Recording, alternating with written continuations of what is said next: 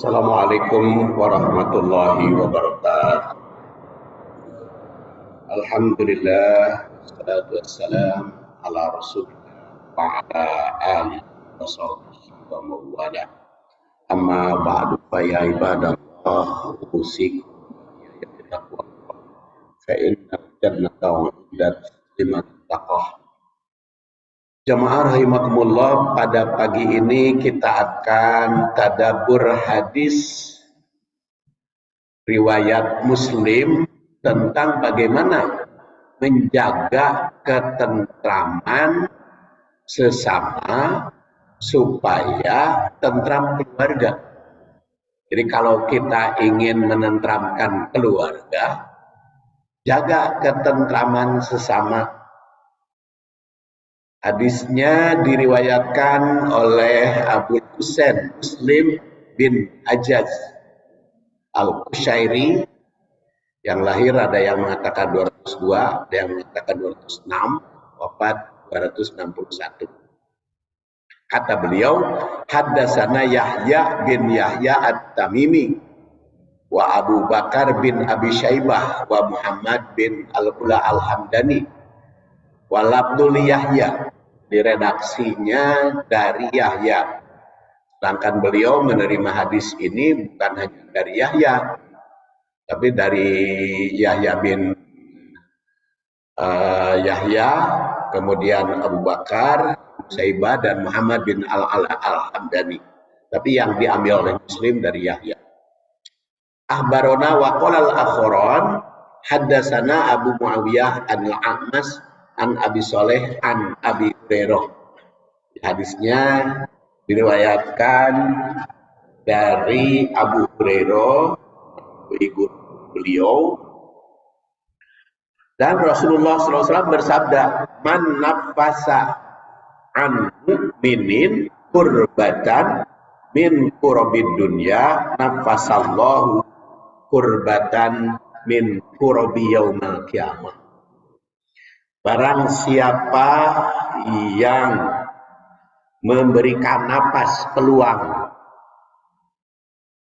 dari berbagai kesulitan muslim, maka nafas Allah Subhanahu wa ta'ala akan memberikan peluang, ketentraman, ketenangan, keleluasaan dari berbagai persoalan di akhirat. Di barang siapa yang memberikan keleluasan, kelapangan di dunia kepada sesama muslim, maka Allah akan memberikan kelapangan dari berbagai persoalan yang dihadapi hari kiamat. Nah, ini juga sudah tergambar bagaimana kalau kita ingin menentramkan keluarga, ya berikan kelapangan sesama. Waman yassara an ala muksirin yassarullah alaihi fid dunya wal akhirah. Barang siapa yang memudahkan orang yang sedang berkesulitan, yassarullahu alaihi fid dunya wal akhirah. Allah akan memberikan kemudahan dalam urusan dunia dan akhirat. Waman sataro musliman satarahullah. Barang siapa yang menutupi kesalahan, menutupi kesalahan sesama muslim, satarahullah fid dunya wal akhirah, maka Allah akan menutup kesalahan atau aib atau kelemahan dia di dunia maupun di akhirat. Wallahu fi aunil abdi, Allah itu berada pada pertolongan sesama. Jadi kalau orang itu menolong sesama, Allah akan memberikan pertolongan. Kan kita sering minta pertolongan kepada Allah. Maka Allah menjawab melalui Rasulnya, kalau kamu mau ditolong Allah, ya tolong sama.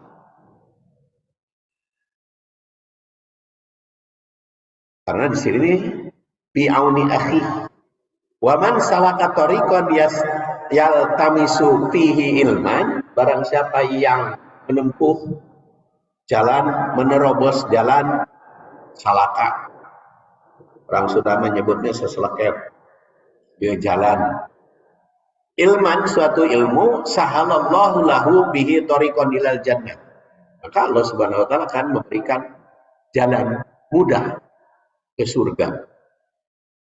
Wa majtama'a, dan tidak ada yang berkumpul kaumun, suatu kaum, fi baitin, di rumah, min buyutillah, dari rumah Allah, ya, seperti masjid ini, baitin min buyutillah, rumah Allah. Barang siapa yang berkumpul seperti kita sekarang ini berkumpul di masjid. Makanya seruannya Ustaz tadi, setelah sholat subuh kita akan melanjutkan bahasan. Kita ingin mengejar apa yang dikatakan oleh hadis ini. Barang siapa yang berkumpul di masjid, nah, untuk mengkaji yatsluna kitab Allah, mengkaji kitabullah. Kitabullah baik yang tertulis Alkitab, Al-Quran, maupun wahyu Allah Subhanahu wa taala seperti hadis. Kalau kita membahas hadis pasti kitabullah dibaca. Tidak ada yang berkumpul di rumah Allah, di masjid, membaca kitabullah wa yatadarasunahu, dan mempelajari, mengkaji, menganalisis, mendiskusikan. Pertemuan bainahum, di antara mereka, illa nazalat alaihimus sakinah, kali bakal mendatangkan ketentraman. Hanya kalau kita ingin hidup tentram, banyak kaji ayat Allah di masjid dan mendiskusikan. Dan kita biasanya hanya satu pemahamannya, dikir bubar. Jadi kalau ingin tentram bukan hanya dikir, tapi juga mengkaji, meneliti, menganalisis ayat Allah. Karena di situ nazalat alaihimus sakinah wa ghasiyat rahmah, dan rahmat meliputi mereka. Wahafat humul malaikah, dan malaikat juga mendoakan. Bahkan di dalam hadis lain dikatakan mendoakan orang yang berdiskusi, menganalisis, mempelajari ayat-ayat Allah di masjid itu. Sampai hitan ilma, sampai ikan di lautan makan. Wa dzakarahumullah, dan Allah menyebut-sebut iman indah makhluk yang ada sisinya itu. Waman bato'a, jadi oleh Allah Subhanahu wa taala itu dibanggakan orang yang mendiskusikan ayat-ayat Allah di masjid itu. Dibanggakan. Waman bato'a bihi amalu lam yasra' bihi nasabu. Jadi orang yang tidak mengambil kesempatan, ya tentu saja tidak akan mendapat kesempatan itu. Jadi nanti oleh Allah Subhanahu wa taala dibanggakan. Tapi kalau orang yang biasa-biasa saja tidak mengambil kesempatan, ya, tidak pula memperoleh, dan derajat itu tidak akan tercapai bagi orang yang tidak berusaha. Ibu-ibu dan bapak-bapak rahimakumullah, kita langsung ke halaman 7. Jadi karena ini kutipan-kutipannya hanya untuk dijadikan arsip oleh bapak-bapak dan ibu-ibu, redaksinya macam-macam, baik riwayat Ahmad, Muslim, kemudian juga Tirmidzi, redaksi macam-macam, kemudian rawi hadisnya, sanadnya, tahrijnya, tarikh. Maka kita langsung ke halaman 8.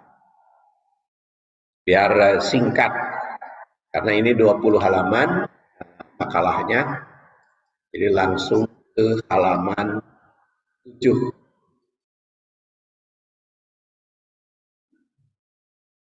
Man nafasa an mu'minin, jadi langsung ke tahlil syarah. Man nafasa an mu'minin kurbatan min kurobid dunya nafasallahu anhu kurbatan min kurobin yaumal qiyamah. Barang siapa yang memberikan pertolongan mengatasi kesulitan mukmin di dunia, Allah akan menghilangkan kesusahan di akhirat.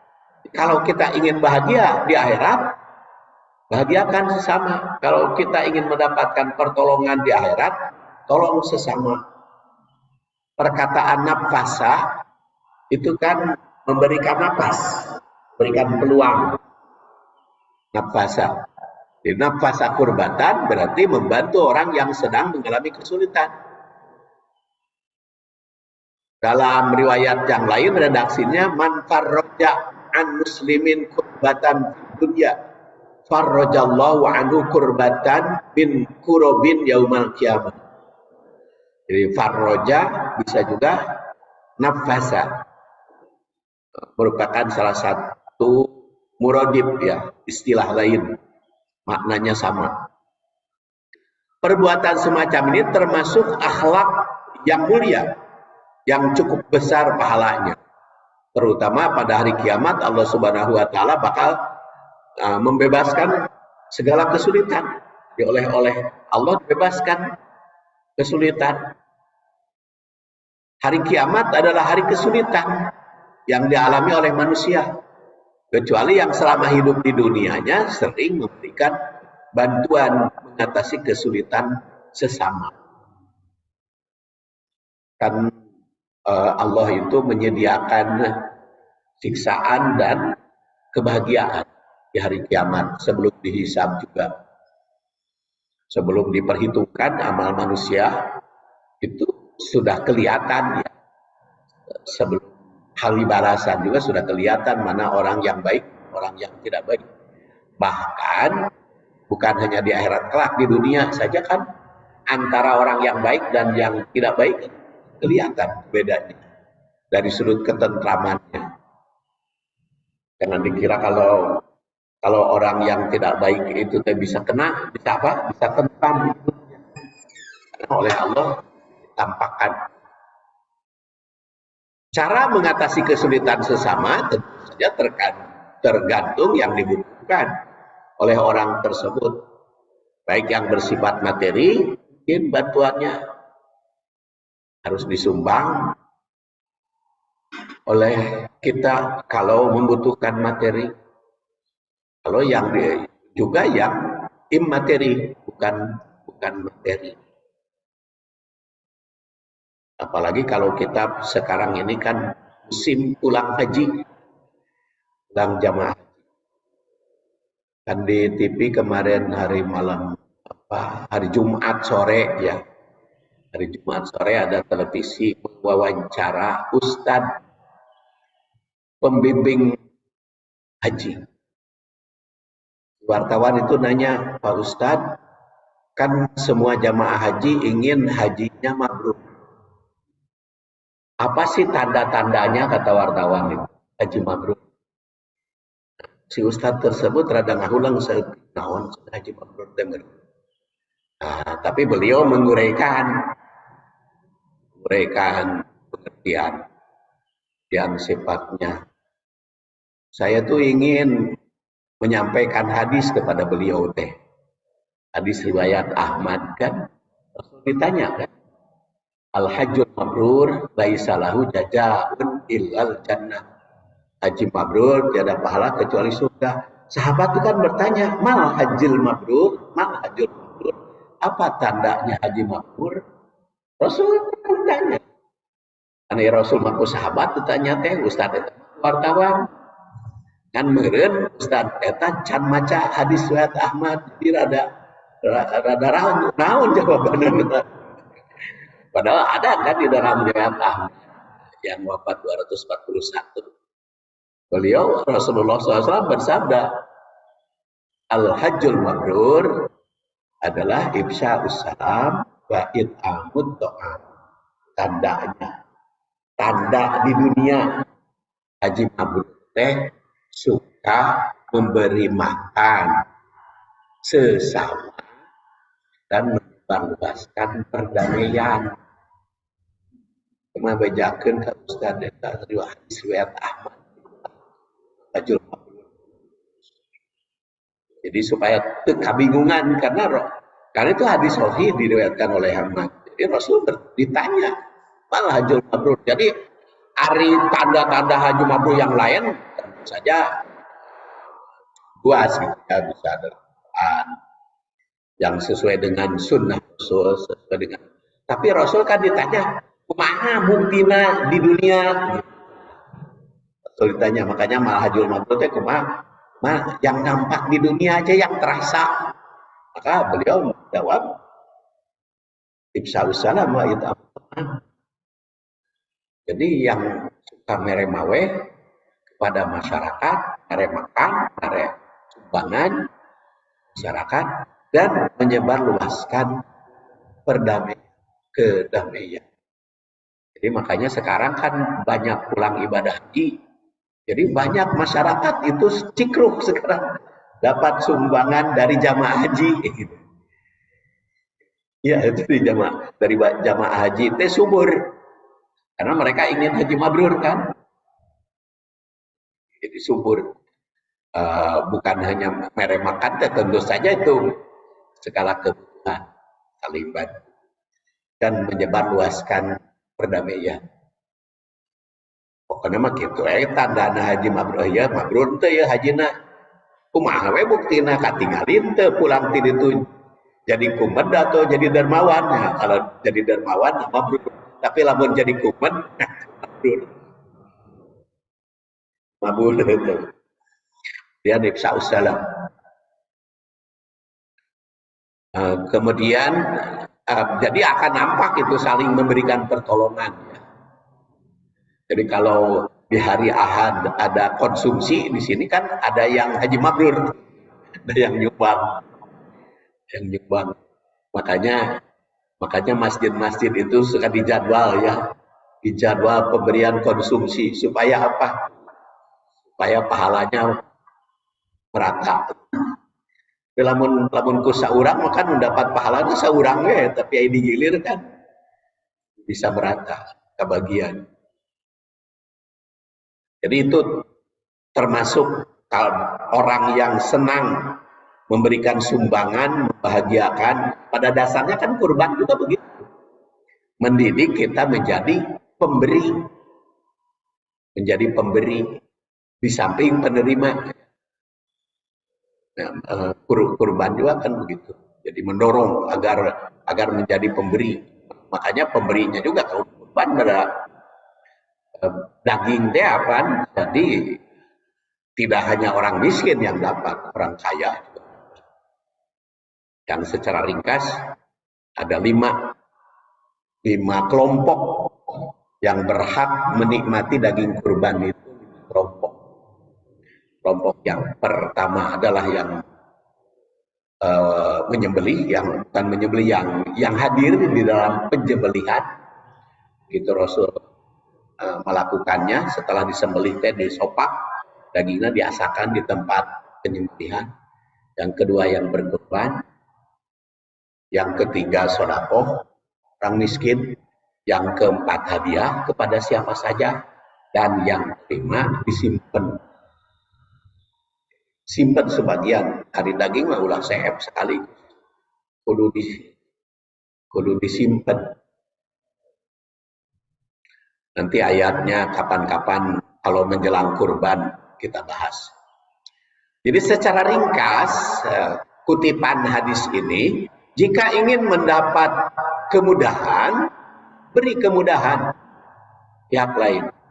Kedua, jaminan bagi orang yang memberikan kemudahan pada sesama akan mendapat kemudahan pertanggungan jawab urusan di akhirat.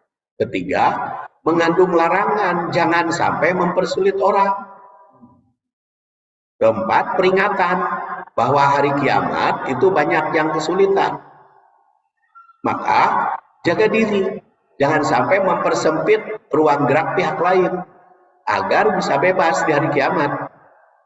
Kelima, potongan hadis ini, nasib hari kiamat sangat terkait dengan akhlak sama kita di dunia. Keenam, jika ingin ringan dalam memikul beban kehidupan, maka ringankan beban pihak lain.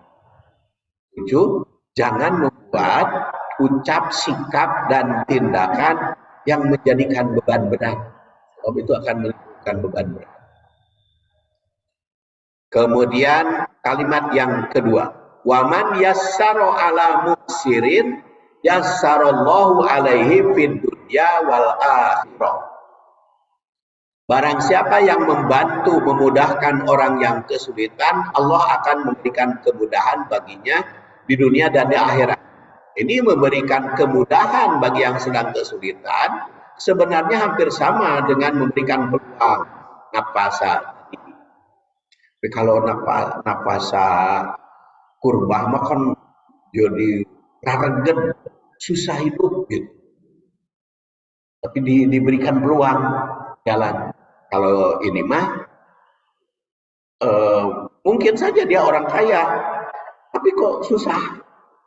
Ini kan orang yang susah hidupnya bukan hanya orang miskin, orang kaya juga banyak yang susah. Kadang-kadang kesulitan, nah, maka diberikan kemudahan dari kesulitan itu. Jadi kedua ini lebih khusus, yang kedua ini memperlancar sesama dalam menjalankan usaha, baik yang bersifat duniawi seperti perniagaan. Dalam perniagaan kan di toko di pasar atau di tempat-tempat perekonomian tuh kan jajar dah tukang dagang teh. Kadang-kadang lamun hayang laku sorangan mempersempit uang kurang. Tapi justru kalau berdasar hadis ini, kalau kita ingin mempermudah usaha kita, ya permudah usaha teman. Saya melihat itu toko-toko Cina gitu ya, itu bagus juga belajar dari mereka itu. Jadi kalau nanyakan sesuatu di toko Cina, itu pasti jawabannya ada. Pak, ada anu? Oh ada. Sebentar ya, saya lihat di gudang. Saya telusuri, lain lihat di gudang, teteh nelpon kadulurna. Anu penting mah aya. Soke turuannya atau angke diantarkan. Mana teh diambil dari ya tempat-tempat yang lain, dari saudaranya, dari itu teh bagus. Orang kalau kadang-kadang orang Sunda mah jeung dulur teh bersaing gitu dah. Soalnya tutup foto saya di dia. Padahal itu teh makanya saya ajarkan ke anak menantu saya itu kan, menantu kedua itu kan pengusaha, dia penguasa mebel, namanya penguasa mebel Jatimulya, yaitu di Batu. Jadi saya ajarkan tuh dari itu teh belajar dari Cina, saya bilang. Jadi kalau ada yang nanyakan kursi anu, ayah, terus saya telepon saudara-saudara, karena kebetulan kan dia orang Arab, jadi saudara-saudaranya juga pengusaha mebel gitu. Jadi dia dijalankan, benar. Ya, kan saudaranya itu ada yang di Jepara, ada yang di Tegal, ada yang mana-mana. Teleponan, kalau kelar teleponan. Oh ya di anu, nah, keten fotonya sekarang apalagi kan bisa dipoto, tampilkan ini ya. Jadi disebut di gudang, ya gudangnya bukan gudang dia, bukan saudara. Dan itu ternyata benar itu berkembang. Makanya kalau kita ingin maju usaha itu, ya harus ngadagangkeun batur juga gitu. Ngadagangkeun batur juga. Dia kan istrinya juga dagang itu pakaian, tekniknya. Jadi sehingga saling mengisi, saling membantu. Jadi akhirnya walaupun terlengkap di tokona karena banyak toko-toko saudara yang jualan, jadi apapun yang kanjak dan jati dia bisa mengatasi. Nah ini yassaro alamu sirin, berikan kemudahan, dan ternyata saudara-saudaranya yang lain senang dipanglakukan kan. Ya, kalau senang dipangdagangkan, ketika mereka konsumen mereka ternyata barangnya kurang, kan ngadagangkeun ulang. Saling. Dan memang jaminan dari Quran, may yashfa' syafa'atan hasanatan yakun lahu nasibun minha.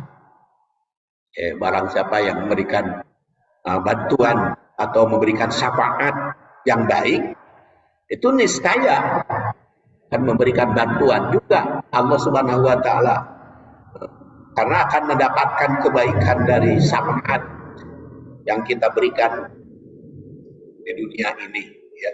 Jadi berdasar hadis ini, bantulah pihak yang kesulitan untuk mendapatkan kemudahan. Kedua, memberikan kemudahan pada pihak lain itu merupakan salah satu usaha untuk mendapatkan kemudahan diri sendiri. Tiga, jika kesulitan yang dihadapi dirasakan berat, maka jangan memberatkan pihak lain. Kalau kita berat, jangan jadi beban orang. Kalau kita kesulitan, jangan sararea aku sulit. Warga sedang kesulitan, jadi sararea aku sulit. Kita berikan kemudahan. Janji Allah akan memberikan kemudahan pada orang yang memudahkan. Kelima, kehidupan duniawi untuk menghadapi ukhrawi itu terdapat kesulitan. Jika ingin mudah, mudahkan pihak yang lain. Kemudian kalimat yang ketiga, waman satara musliman satarallahu fid dunya wal akhirah. Barang siapa yang menutup aib seorang muslim, maka Allah akan menutupi aib. Jadi kalimat ini mengandung jaminan bagi orang yang muslim menyembunyikan kejelekan orang akan mendapat perlindungan. Tok ayeuna kan musim politik ya, kampanye. Biasanya kecenderungan black camping, kampanye hitam, ngagogoreng. Pasti eta ngagogoreng lawan, pasti digogoreng ku lawannya. Sekarang ada 3 bakal calon presiden. Ada Anies Baswedan, ada Ganjar, ada Prabowo. Jadi lamun Prabowo ngagogoreng Anies, maka otomatis si relawan Anies ngagogoreng Prabowo gitu. Lamun Anies ngagogoreng Ganjar, maka relawan Ganjar ngagogoreng Anies gitu. Jadi itu mah lamun silih gorengan pasti pak goreng-goreng. Tapi lamun silih puji, saling muji. Sedang kampanye Anies muji Prabowo, nah, maka relawan Prabowo muji Anies. Dan itu mah sudah jelas dalam hadis, man satara musliman satarahullah. Makanya kalau menutup kesalahan orang, Allah berikan tutup. Kalau aib kelemahan kita jangan diketahui orang, ya aib orang. Tidak usah tutup aib sendiri.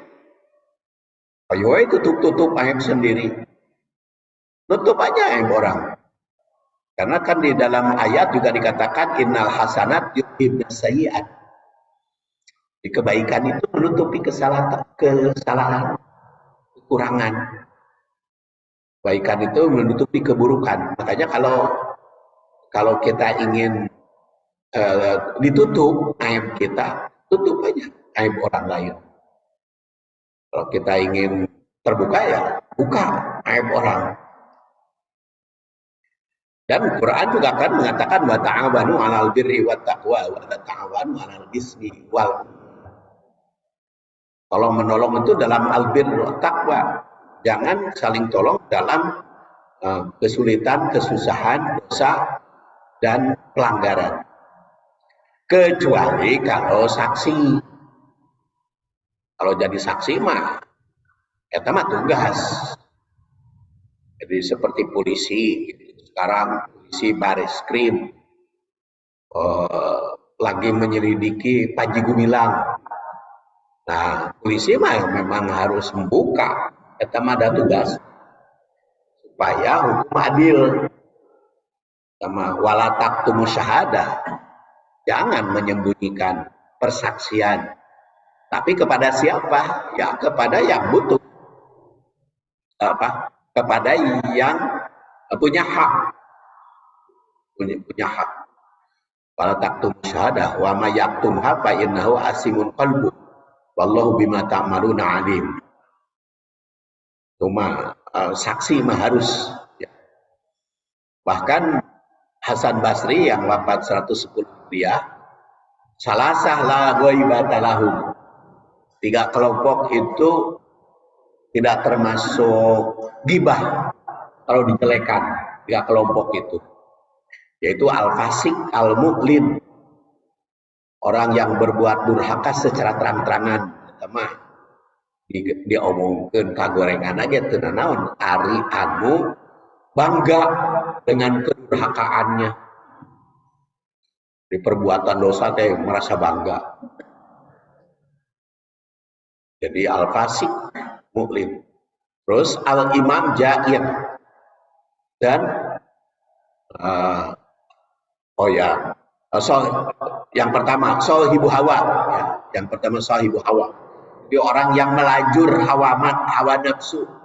Kemudian yang ketiga yang orang berbuat durhaka secara terang-terangan. Dan yang ketiga, imam jahat.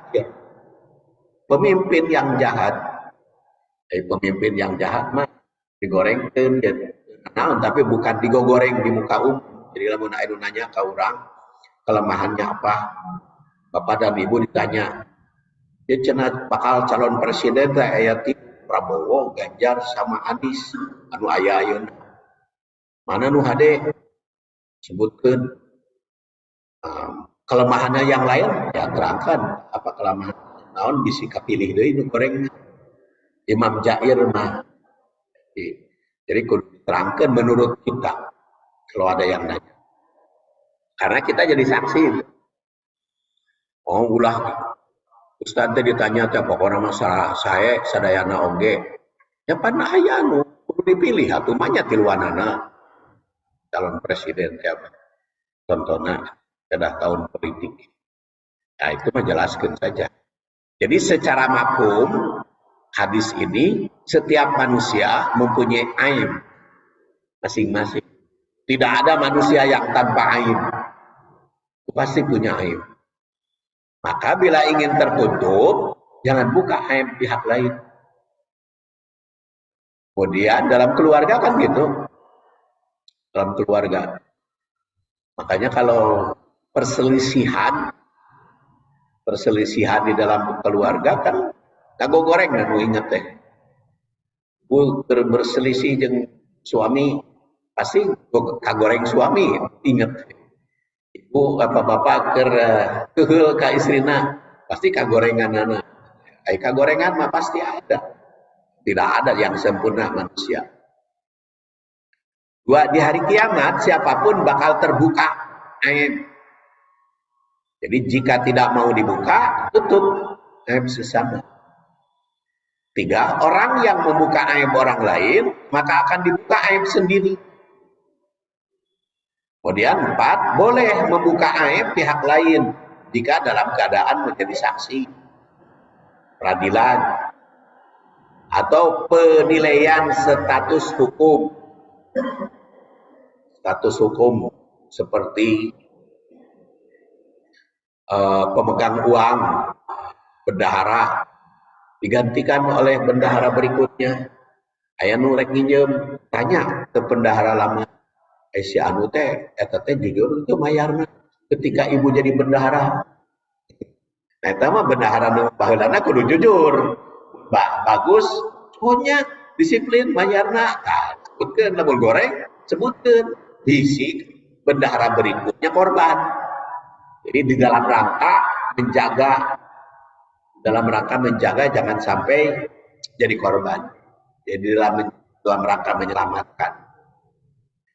5, orang yang terang-terangan berbuat dosa itu bangga dosanya, maka itu tidak naon eta mah digorengkeun ge. Makanya Quran juga kan ngagoreng Firaun. gibah Fir'aun.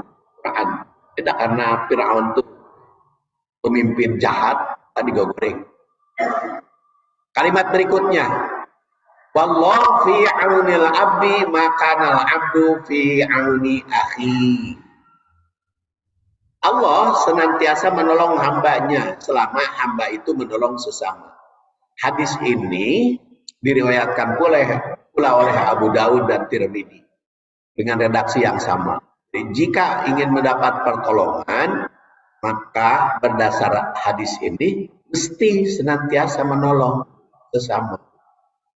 Allah Subhanahu wa taala senantiasa menolong orang yang selalu memberikan pertolongan. Itu jaminan kalau orang itu sering menolong pasti ditolong oleh Allah. Diriwayatkan pula oleh Ibnu Umar yang wafat tahun 73 Hijriah, seorang sahabat menghadap Rasul bertanya tentang siapa manusia yang paling dicintai oleh Allah. Maka Rasul menjawab, ahabun nas ilallah ta'ala anfa'uhum linnas. Orang yang paling dicintai oleh Allah memberi manfaat kepada manusia. Wa ahabbul amal ilallah, dan amal yang paling dicintai oleh Allah sururun tudkhiluhu ala muslim, berikan kebahagiaan bersama muslim. Taksifu anhu kurbatan, mengatasi kesulitan. Takdi anhu daidan, mengayarkan hutang.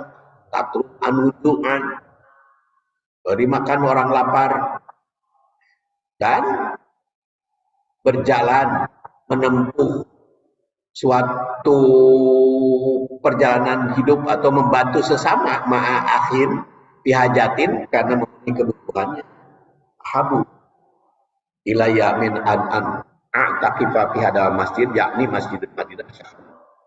Itu lebih unggul dibanding dengan iktikaf 1 bulan di Masjid Nabawi, berikan pertolongan.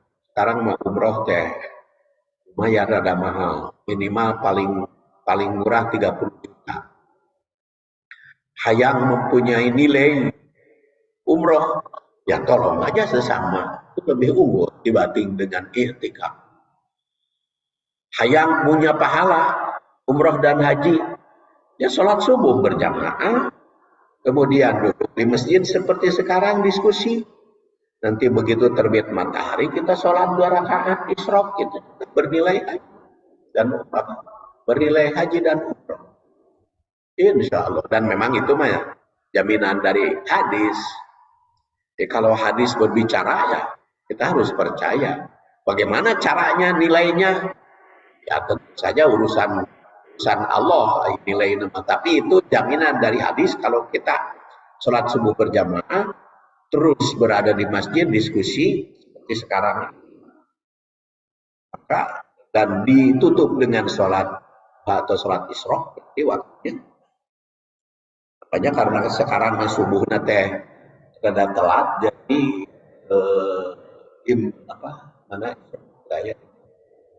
gayanya isyraq jam sabaraha. Jadi rada telat gitu sholat namanya beres teh, supaya pas selesai ngaji bisa sholat isyraq. Jadi lamun bubar belum isyraq kan lebar dah nilai ibadah umrohnya, nilai ibadah umroh 6-10. Oh ya, 6-10 ya, itu pas sudah isyraq atau waktu duha sampai 6-10. Nah, jadi beberapa hadis ini, hadis yang terakhir atau kalimat yang terakhir ini memberikan gambaran bagi kita saling membahagiakan kalau kita ingin bahagia. Terus mengatasi masalah yang dihadapi, menolong orang yang membutuhkan bantuan, membayarkan utang berdasar hadis ini. Itu bakal lebih unggul dibanding iktikaf 1 bulan di Masjid Nabawi. Iktikaf 1 bulan di Masjid Nabawi teh mahal. Mending di dia nggak nolong orang.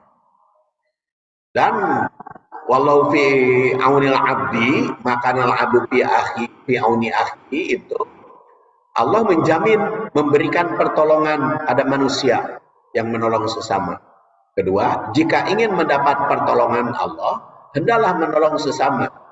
Kemudian ketiga, bagaimana bisa mendapat pertolongan Allah jika tidak mau menolong manusia? Jadi kalau kita tidak mau menolong manusia, Allah juga enggak menolong. Kita mah udah dibikin Allah teh melalui Rasulnya hukum sebab akibat. Kalau mau ditolong, ditolong sama. Kalau kamu tidak mau menolong orang, Allah juga enggak mau menolong orang. Terus keempat, minta tolong pada Allah bukan hanya dilakukan secara ritual, berdoa, bukan hanya itu. Kalau kita minta bantuan kepada Allah, minta pertolongan kepada Allah, jangan hanya berdoa, tapi harus menolong sesama. Menolong sesama bukan hanya mendapatkan pahala sebagai ibadah, tapi sebagai usaha mendapatkan pertolongan. Kalimat berikutnya, wa man salaka tariqan yaltamisu fihi ilman sahhalallahu lahu bihi tariqan ilal jannah. Barang siapa yang menempuh jalan mencari ilmu, Allah akan memberikan kemudahan baginya ke surga. Man salaka itu barang siapa yang menempuh, mengambil kesempatan atau mencari. Terkadang salaka teh masuk mengambil kesempatan walaupun yang disumpunya banyak tantangan, usaha. Salaka tariqan, jalan, pemasuk, cari jalan. Sehingga pengembangan ilmu itu ada peluang. Salaka tariqan. Barang siapa yang berusaha, maka salakallahu bihi tariqan ilal jannah. Itu jalan ke surga akan diberikan, akan dimudahkan. Jadi kalau kita ingin mudah ke surga, ya kembangkan ilmu. Jadi dalam hadis ini tersirat, satu, orang yang mencari ilmu akan dimudahkan Allah menempuh jalan ke surga. Kedua, orang yang mengembangkan pendidikan akan diberi jalan menuju surga. Kemudian yang ketiga, malaikat akan mengembangkan sayapnya untuk mendapatkan kemudahan orang yang mencari ilmu. Semua makhluk yang ada di langit, di bumi, bahkan di air, di lautan, itu memohonkan ampun bagi yang mencari ilmu, yang memberikan peluang ilmu. Kelima, keutamaan orang yang berilmu dibanding orang yang tidak berilmu sangat jauh. Bagaikan bintang kecil dengan bintang besar. 6, ulama itu menjadi pewaris. Dan para nabi tidak mewariskan harta, mewariskan ilmu. Orang yang mendapat warisan ilmu akan mendapatkan harta. Dan juga jaminan orang yang memiliki derajat. Kalimat berikutnya, wa majtama'a qaumun fi baitin min buyutillah yatluna kitaballah wa yatadarasunahu bainahum illa nazalat alaihimus sakinah. Tidak ada yang berkumpul suatu kaum seperti kita sekarang ini, insyaallah. Fi baitin, di rumah, min buyutillah, dari rumah Allah, alias masjid, yatluna kitaballah, membaca kitabullah. Ayatadarusunahu, jadi bukan hanya membaca, tapi mendiskusikan isinya. Karena ada tilawah, ada tadarus. Hari kita makan tadarusnya macam unggul, tapi padahal kalau dari sudut bahasa, tadarus itu kan mengkaji, meneliti, mempelajari, diskusikan. Karena apa? Diskusikan aja ayat bainahu. Jadi bainahu di antara mereka. Hanya kita diskusikan, nah, maka itu akan mendatangkan ketentraman alaihi sakinah. Jadi tegasnya, jika ingin mendapatkan ketentraman, yatluna kitab Allah, baca, dan wayatadarasunahu, berikan pelajaran sesama, mendiskusikan. Makanya perkataan tadarus itu darosa kan, artinya belajar.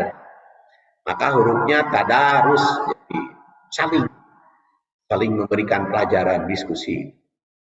Orang yang membaca Quran Jelas membacanya saja sudah dapat pahala, apalagi kalau dilanjutkan dengan tadarus.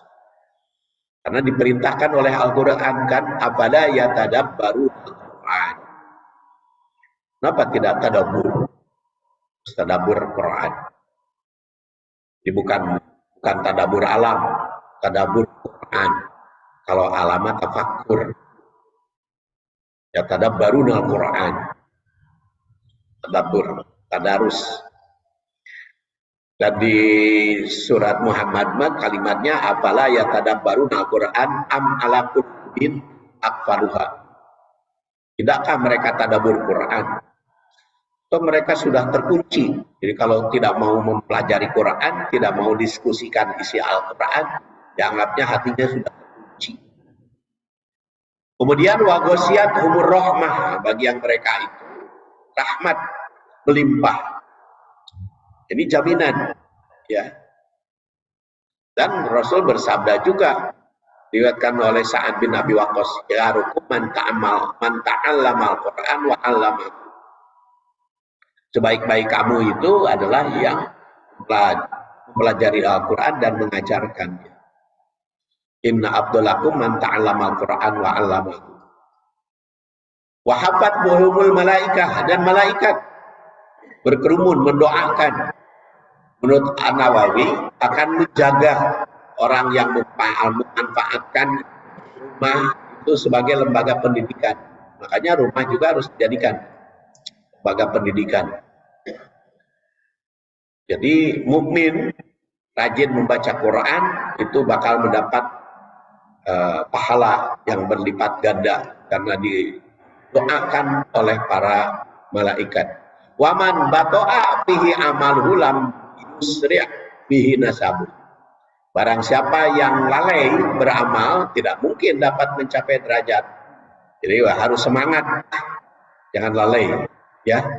Kemudian takwil dan tatbiknya maka diawas masing-masing karena sudah jam 6 lewat 3 menit. Mudah-mudahan ada guna dan manfaatnya karena ini 20 halaman jadi tidak tamat dibahas, tapi insya Allah ibu dan bapak-bapak akan membacanya di rumah masing-masing. Kita akhiri subhanallah hamdik asyhadu an la ilaha illa anta astaghfiruka wa atubu ilaik. Assalamualaikum warahmatullahi wabarakatuh.